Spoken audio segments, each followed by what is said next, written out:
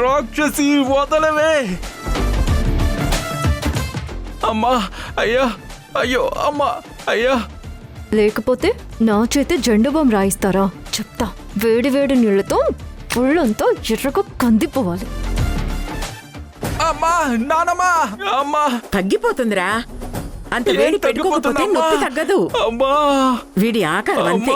ఆకార పుష్టి నైవేద్య నష్టి. పెట్టమ్మా పెట్టు. అబ్బా రాక్షసి. దాన్ని అలా పట్టుకుని ఉంచు, కాసేపు నొప్పి లాగేస్తది. అమ్మా అమ్మా అమ్మా. తాతయ్య చాలు తాతయ్య, నాకొద్దు. పడుకోండి సార్. ఆ నొప్పి కన్నా ఈ నొప్పి ఎక్కువైపోతుంది. మళ్ళీ మీకు తగ్గకపోతే భుజం మీద చేతులేసి జెండు బాంబు రాపించుకుంటారు. దానికంటే ఇదే బెటర్. పడుకోరా మనవడా, పడుకో. సరే సరే పడుకోండి. అమ్మా నువ్వు పెట్టమ్మా, వాడు అలాగే అరుస్తాడు. అమ్మా సార్ సరిపోతుందా? అమ్మా సరిపోతుంది తల్లి. లేదంటే ఒక గంటకి మళ్ళీ పెడదాం. గంట లేదు పాలేదు, నువ్వు దిగిపో పో, వెళ్ళు. ఊరికే నానమ్మా, సరసం. అమ్మా తాతయ్య. మిమ్మల్ని ఇద్దరిని చూస్తుంటే నాకు విషయం గుర్తుకొస్తుంది, చెప్పనా? చెప్పండి అమ్మమ్మ. ఏమేమే చెప్పుకుంటూ ఉండలేవా? అబ్బా మీరుండండి, పిల్లలు తెలుసుకోవాలి కదా. నేను ఆషాఢ మాసానికి ఇంటికెళ్ళాను. ఈయన నన్ను చూడకుండా ఉండలేక ఊరు చివరున్న పొలంలో కలుసుకోమని చిన్న పేపర్ ముక్కలో రాసి మా పనమ్మాయికిచ్చి పంపించారు. తాతయ్య మంచి ఆటగాడు, ఆటగాడు.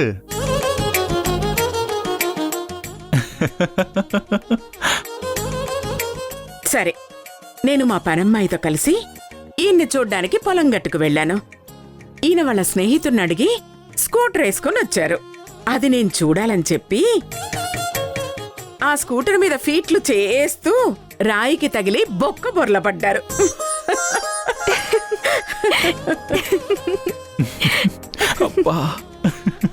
అరే అప్పుడు కూడా ఇలాగ నమ్మిందిరా. పడిపోయిన వాడిని కనీసం లేపడకుండా లేపలేదురా. అప్పుడే మనసులో అనుకుంటున్నాను, వసుంధర ఈయనేంటి హీరోలో పోజు కొడుతున్నారు, ఇప్పుడు పడితే ఉంటుంది అని అనుకున్న మరుక్షణం పడ్డారు. అప్పుడేమైందమ్మమ్మా? ఈయన నడుం విరిగింది, నేనేమో లేపలేకపోతున్నాను. మా పనంబాయి వెళ్ళి ఇంట్లో వాళ్ళకి చెప్పింది.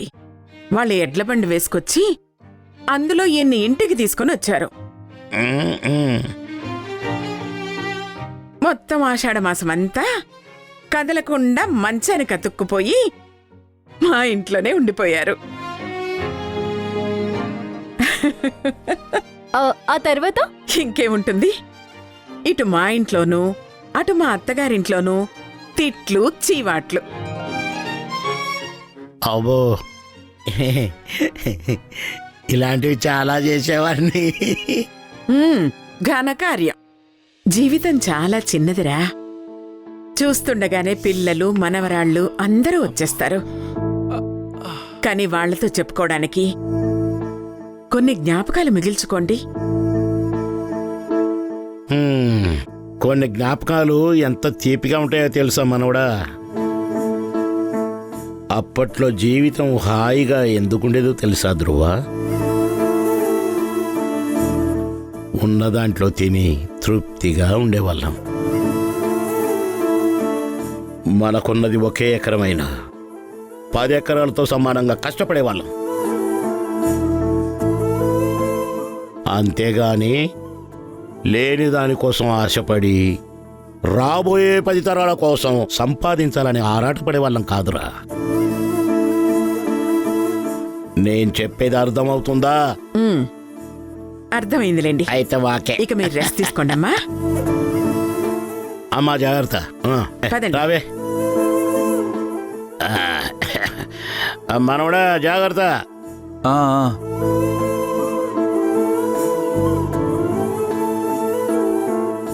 ఏ వసుంధరా, నానమ్మ తాతయ్యల ముందు నన్ను ఆడుకున్నావు కదా, చెప్తాను నీ పని చెప్తానే.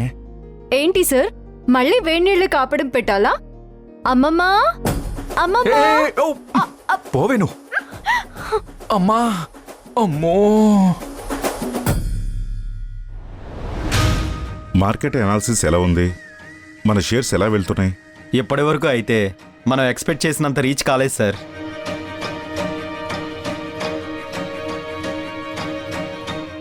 హైప్ ఇచ్చినంత క్లిక్ అవ్వలేదేమో అనిపిస్తుంది. ఆల్రెడీ మన కంపెనీ నష్టాల్లో ఉందని, జీతాలు ఇవ్వలేని పొజిషన్లో ఉందని మార్కెట్ అంతా తెలుసు. అదే న్యూస్ పేపర్లో డప్పు వేసి మరీ చెప్పారు. ఇప్పుడు మనం షేర్ మార్కెట్లోకి వెళ్తే ఎవరు నమ్మకంతో ఇన్వెస్ట్ చేస్తారు? ఇది రాంగ్ టైం అని నేను ముందే చెప్పాను. ఇది మీకు ఎలా రైట్ అనిపించిందో నాకు అర్థం కావట్లేదు. అప్పుడే ఒక ఎస్టిమేషన్ రావాల్సిన అవసరం లేదు. ఖచ్చితంగా వీకెండ్లో రైజ్ అవుతాయి. సరే అయితే వీకెండ్లో కలుద్దాం.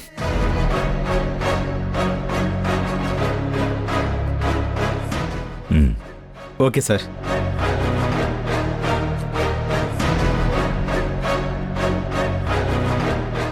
అమ్మా వసుంధరా, కొంచెం ఓపిక పట్టు.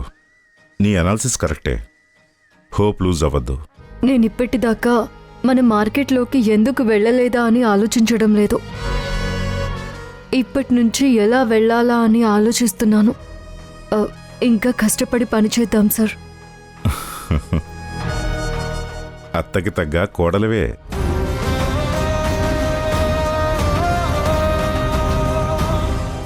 మల్లిక కూడా అంతే. అంత తొందరగా ఓటమి ఒప్పుకోదు. ఇంకేం చేద్దాం గెలవటానికి అంటుంది. మరి చెప్పండి నాన్న, నన్నేం చేయమంటారు? ఇప్పటికే చాలా రెస్ట్లెస్గా పనిచేస్తున్న వసుంధరా. రేపు ఈ కంపెనీకి లాభాలు వచ్చిన వాళ్ళు కనీసం నీ పేరు కూడా చెప్పరు.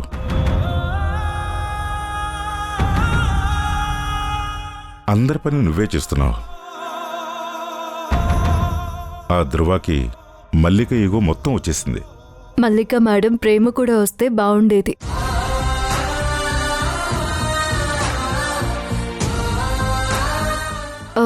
మల్లిక మేడంకి తన భర్త ప్రతాప్ సార్ మీద గౌరవం చూసి ఆశ్చర్యంగా ఉంది. వాళ్ళ చుట్టాలు ఇంటికి వస్తే సొంత తల్లిదండ్రులను చూసుకున్నట్టు చూసుకుంటున్నారు. ప్రతాప్ సార్ ఉంటే ఏం చేసేవారో గుర్తు తెచ్చుకొని మరీ చేస్తున్నారు.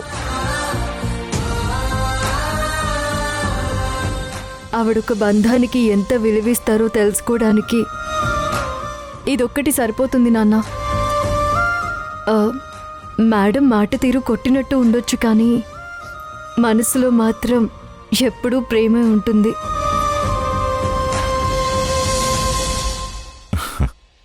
ఆ ప్రేమ నీ మీద లేదుగా? నన్ను కోడలుగా ఎప్పుడూ చూడలేదు కదా నాన్న.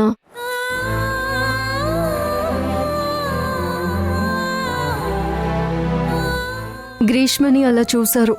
తనకేదైనా అయితే కంగారు పడిపోయేవారు. తను బాధపడితే హత్తుకుని ఓదార్చేవారు. ధృవ సార్ కోసం కన్నా గ్రీష్మ కోసమే ఆలోచించేవారు. ఆవిడ ప్రేమ చాలా లోతుగా ఉంటుంది నాన్న.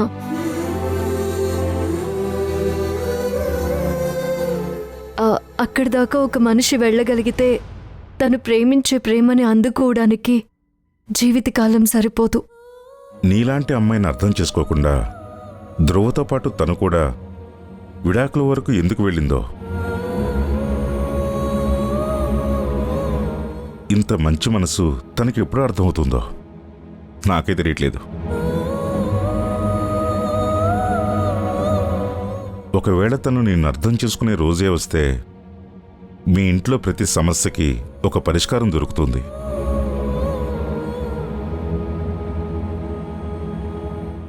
మీ ఇద్దరు చాలా అన్యోన్యంగా ఉంటారు. మీ ఇల్లు బృందావనం అవుతుంది. ఇప్పుడు నాకు ఆశలు లేవు నాన్న. నేను మల్లికా మేడంని కలిసిన మొదటి రోజు మా అనుభవం చేదుగానే ఉంది. అలాగే ధృవ సార్ ఇంటికి తీసుకొచ్చిన రోజు కూడా మా అనుభవం చేదుగానే ఉంది.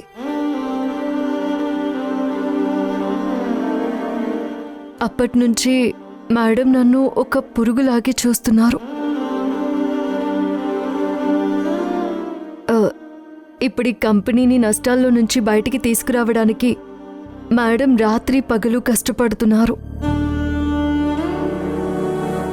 ఈ సమయంలో నా ఉడతా భక్తి సాయం మేడంకి కొంచెం ఊరట కలిగించి నన్ను ఒక మనిషిలా గుర్తించి గౌరవంగా ఆ ఇంటి నుంచి పంపించేస్తే అదే చాలు.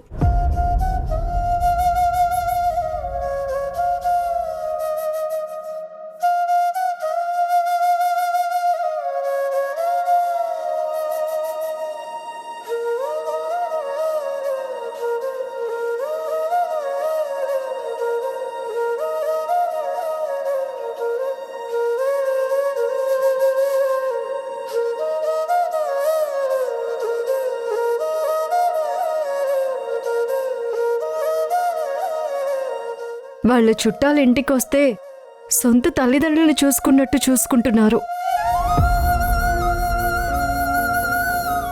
ఆవిడొక బంధానికి ఎంత విలువిస్తారో తెలుసుకోవడానికి ఇదొక్కటి సరిపోతుంది నాన్న.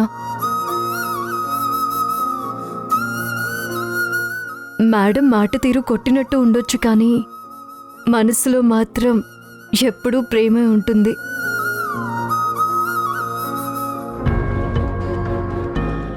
ఏంటలా చూస్తున్నావు మల్లిక? నేనే నీ మనస్సాక్షిని.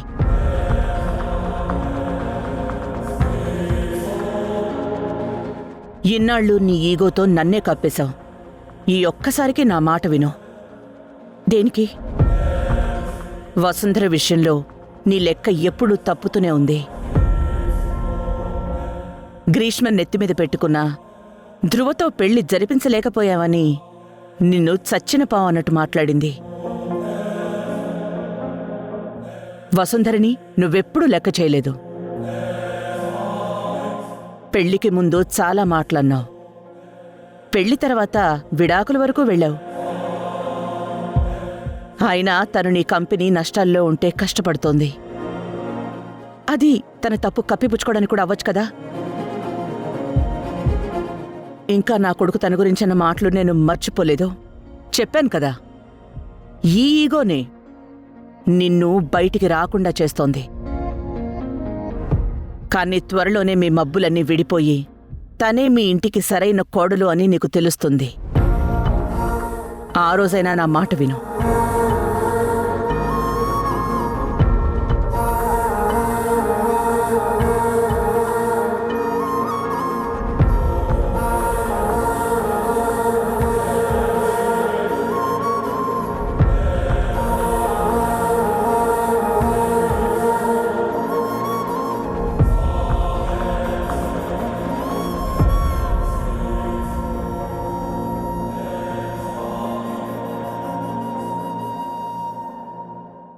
అంతా రెడీయేనా?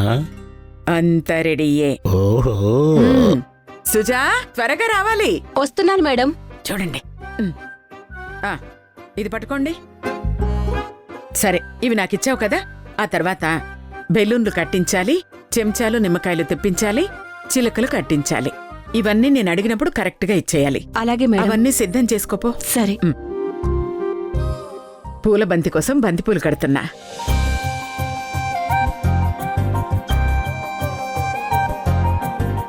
ఏంటి నానమ్మా, ఏంటి అరేంజ్మెంట్స్? నేను చెప్తాను, నేను చెప్తా. చెప్పండి. ఈ రోజు మా శోభనం. ఛీ, పాడు. ఎక్కడేం మాట్లాడాలో తెలీదు మీకు. ఏం లేదురా, మీతో ఒక ఆట ఆడిద్దాం అనుకుంటున్నాం. ఆట? ఈ పూలతో ఆట ఏంటి నానమ్మా? చెప్తాన్రా. మీ ఇద్దరిని ఎదురుబెదురుగా కూర్చోపెట్టి మీ వెనక నుంచి ఎవరో ఒకరు మీ చేతికి డబ్బులు అందిస్తాం. అది సరి సంఖ్య బేసి సంఖ్య మీరు చెప్పాలి. ఎవరు గెలిస్తే వాళ్ళు పూలతో చేసిన బంతితో ఓడిపోయిన వాళ్ళని కొట్టాలి. ఏంటి, బంతితో కొట్టాలా? అవునురా. ఎస్. నానమ్మా, మీరు వస్తే ఏదో చాదస్తాలతో చంపేస్తారనుకున్నాను, కానీ మీరు పెట్టే గేమ్స్ చాలా ఇంట్రెస్టింగ్ గా ఉన్నాయి. నువ్వు ఇలాంటివి ప్లాన్ చేయనానమ్మా, నేను రెచ్చిపోను. నా బుక్కలరా. నేను ఆల్రెడీ వసుంధరకు చెప్పాను, తను రెడీ అవుతోంది. నువ్వు వెళ్ళి త్వరగా రెడీ అయ్యిరా. అలా వెళ్ళి ఇలా వచ్చేస్తాను. వెళ్ళు. జోక్ చేశాను రా, తొందర్రా. మనవాడు సరిగున్నాడు కదా. ఇక పని అయిపోయినట్లే. రంగి,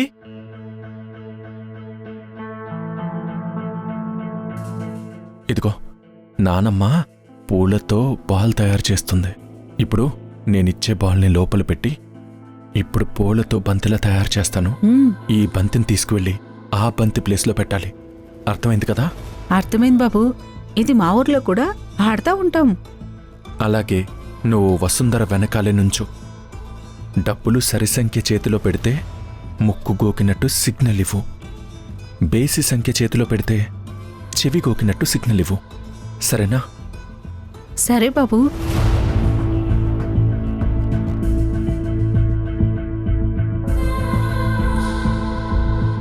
వెళ్ళి దారం తీసుకురాపో. అలాగే బాబు.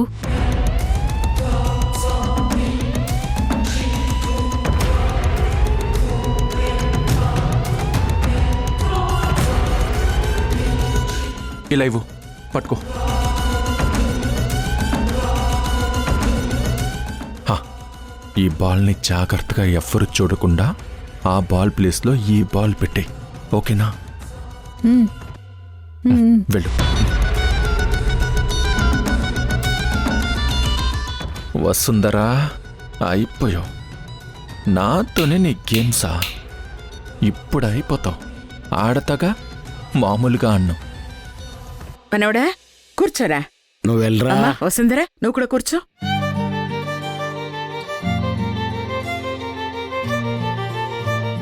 నువ్వు చేయాల్సిన కార్యక్రమాలు చాలా ఉన్నాయి.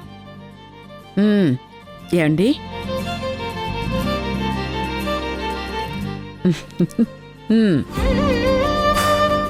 ఇప్పుడు ఈ నోట్లు అమ్మాయి చేతిలో పెడతాను.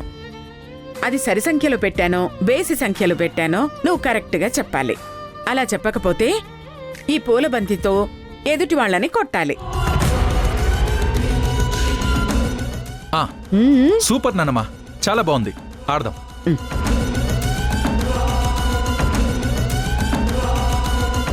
చేతులు వెనక్కి పెట్టి తల్లి.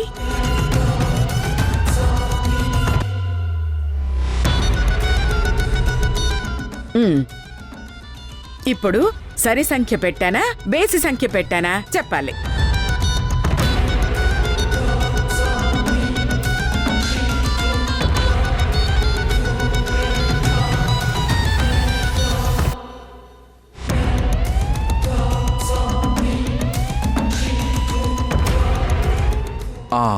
చెప్తున్నాను. చెప్పు.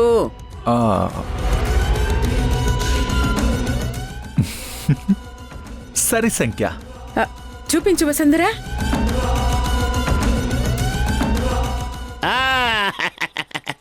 మనోడా గెలిచేశావు.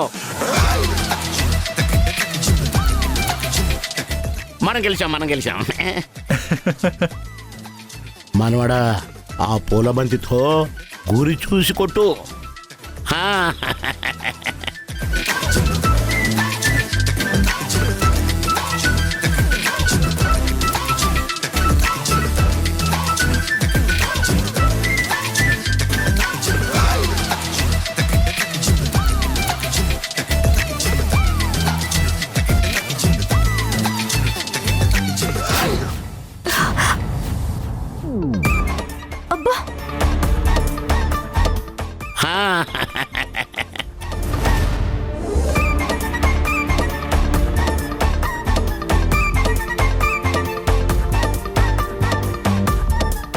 మనవడా, మనం కరెక్ట్గా చెప్పాం కాబట్టి మళ్ళీ ఛాన్స్ మనకే వస్తుంది.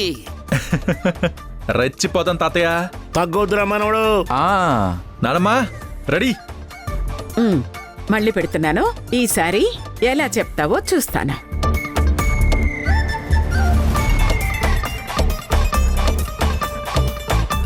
వసుంధరా, మనమే గెలవాలి సరే. ఇప్పుడు చెప్పుకో చూస్తాను. చెప్తాను నానమ్మా, చెప్తాను. ఓ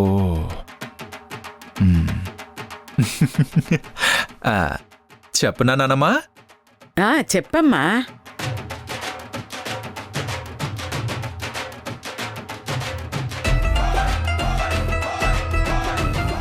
బేసి సంఖ్య.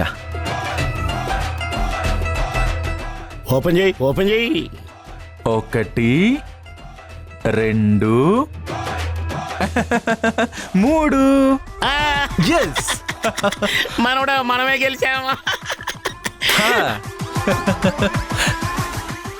ఇటివమ్మా, ఆ బాల్ ఇటివమ్మా, ఇటు. అది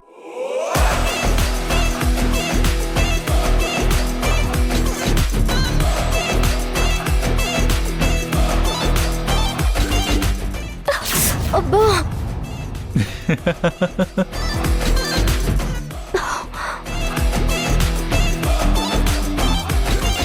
తాతయ్య, ఛాన్స్ మళ్ళీ మనకే వచ్చింది. మనం గెలవకపోతే ఎవరు గెలుస్తారా? వీళ్ళ. నానమ్మా రెడీ? చూద్దాం, ముందుంది ముసళ్ళ పండగ. చూద్దాం. సరే పెట్టు. చూద్దు గాని. పెడుతున్నాను, జాగ్రత్త.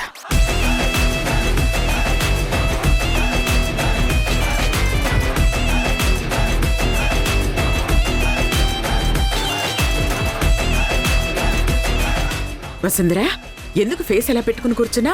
కాస్త ఫేస్ ఎక్స్ప్రెషన్స్ మార్చు. వాడు కనుక్కోకూడదు. ఇప్పుడు చెప్పుకో, చూద్దాం.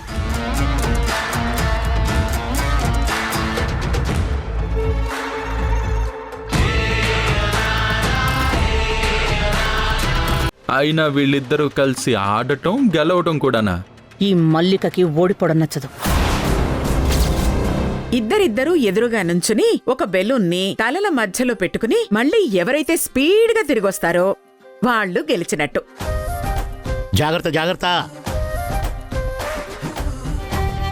రావాలి రావాలి. అత్త కొడవలే గెలిచారు. కాలమే సాక్షిగా